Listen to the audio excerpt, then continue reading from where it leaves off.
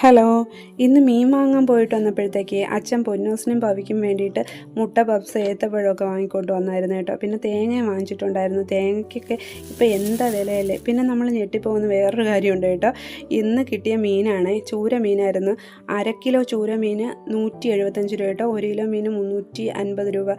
പിന്നെ പോട്ടെ, നമ്മൾ കുറേ ദിവസമായി കേട്ടോ ചൂര മീനൊക്കെ കഴിച്ചിട്ട്. ഞാൻ പെട്ടെന്ന് കൊണ്ടുപോയി അതങ്ങ് വൃത്തിയായി കൊണ്ടുവന്നു, കാരണം അത് കുറച്ച് ചീത്തയായിട്ടുണ്ടായിരുന്നു. പിന്നെ നമ്മൾ ഇന്ന് പച്ചയ്ക്ക് അരച്ചങ്ങ് വെക്കാമെന്ന് വിചാരിച്ചു. അതിനായിട്ട് തേങ്ങയും ചെറിയുള്ളിയും മുളക് പൊടി, മഞ്ഞൾപ്പൊടി, മല്ലിപ്പൊടി, ഉലുവാപ്പൊടി, പിന്നെ ഞാൻ കുറച്ച് വാളംപുളിയും കൂടെ എടുത്തിട്ടുണ്ട്. അത് ഇതിൻ്റെ കൂടെ അങ്ങ് അരച്ച് ചേർക്കാമെന്ന് വിചാരിച്ചു. പെട്ടെന്ന് മിക്സിയുടെ ജാറിലോട്ടിട്ട് ഇതങ്ങ് അരച്ച് കേട്ടോ.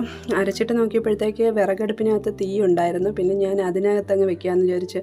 അരപ്പ് തിളച്ചതിന് ശേഷം മീൻ കഷ്ണങ്ങളെല്ലാം ഇടാമെന്ന് വിചാരിച്ചു കേട്ടോ. എന്നാലേ കറിക്ക് നല്ല ടേസ്റ്റ് ഉണ്ടാവുള്ളൂ. പിന്നെ കുറച്ച് മീനെടുത്ത് വെച്ചിട്ടുണ്ടായിരുന്നു. മീൻ കഷ്ണങ്ങൾ എടുത്ത് വെച്ചിട്ട് അതിനകത്ത് ഉപ്പും മഞ്ഞൾപ്പൊടിയും മുളക് പൊടിയൊക്കെ ചേർത്ത് വറുക്കാൻ വേണ്ടിയിട്ട് മിക്സ് ചെയ്ത് മാറ്റി വെച്ച്.